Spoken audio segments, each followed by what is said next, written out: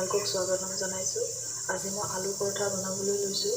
এই আলু পৰঠা বনাবলৈ প্ৰথমে মই আটাৰ ডোটো বনাই লওঁ আৰু ইয়াত কি কি সামগ্ৰী মই এড কৰিছোঁ আপোনালোকক কৈ গৈছোঁ। আহক তেন্তে ভিডিঅ'টোলৈ আগবাঢ়োঁ। আলু পৰঠা বনাবলৈ মই প্ৰথমতে এয়া লৈছোঁ 2 কাপ আটা। মই এজন মানুহৰ কাৰণে লৈছোঁ। তাৰ বাবে মই আলু এটা বইল কৰিছোঁ আৰু ইয়াত দিম মই এচিকুট নিমখ,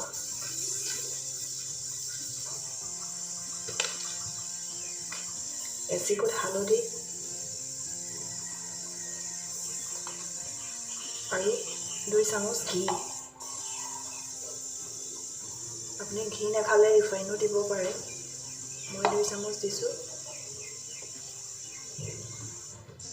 ঘি আৰু এইখিনি ভালদৰে মই সানি ল'ম।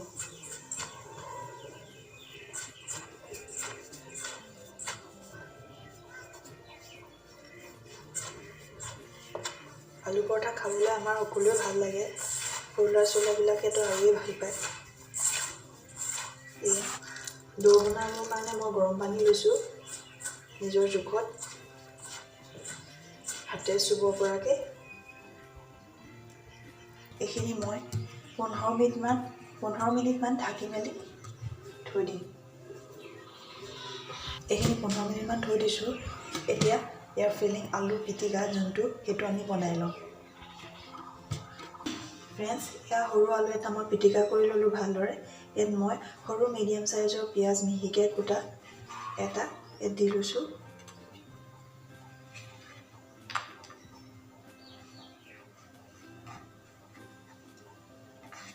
আদা দিছোঁ মিহিকৈ ৰুকি লোৱা, হাফ TSP।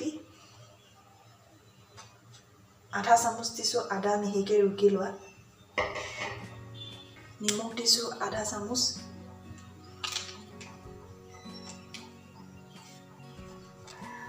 গৰম মছলা দিছোঁ আধা চামুচ।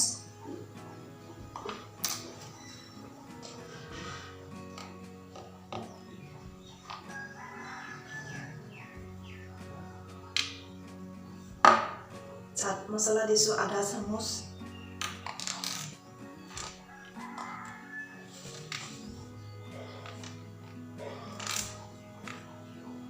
গুড়ি জলকীয়া জ্বলাটো দিছোঁ আধা চামুচ।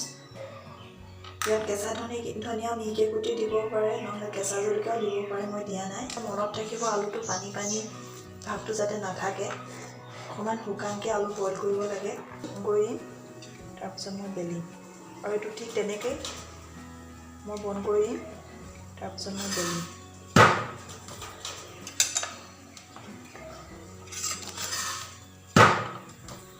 গেছটো অকণমান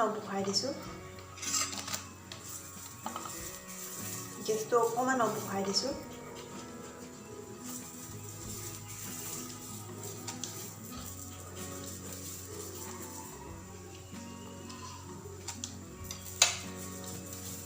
এতিয়া এইটো মই বেলিম।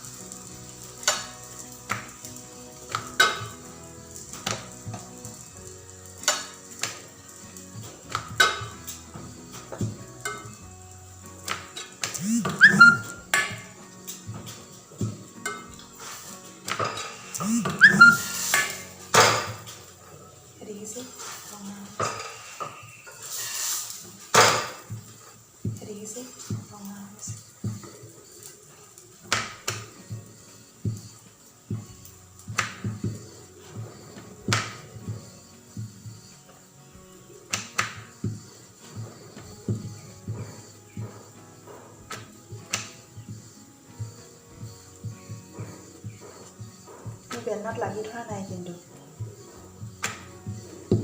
এয়া দেখিছে, মই যে বেলনাত লাগি ধৰা নাই কিন্তু মানে বেলিলে কেতিয়াও লাগি নধৰে। এয়া দেখিছে, মই যেনেকৈ কৈছোঁ তেনেকৈ বনালে মানে বেলিলে কেতিয়াও লাগি নধৰে। খাওঁ লাগিছে। আৰু এনেদৰে আলু বনালে খাবলৈ খুব টেষ্টি হয় আৰু খুব ক্ৰিস্পি হয়, খাবলৈ খুব ভাল লাগে। আৰু এইটো ধাবা ষ্টাইলৰ আলু পৰঠা হয়। আৰু মই ডোটো বনাওঁতে আজৱাইন দিব লাগিছিলে, মোৰ ওচৰত নাছিলে কাৰণে আজৱাইন দিয়া নাই, তেতিয়া ফ্লেভাৰটো আৰু ভাল।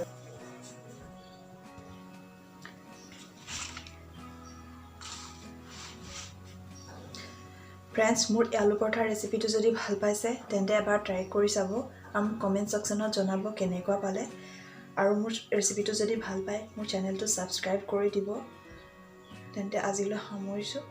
ধন্যবাদ।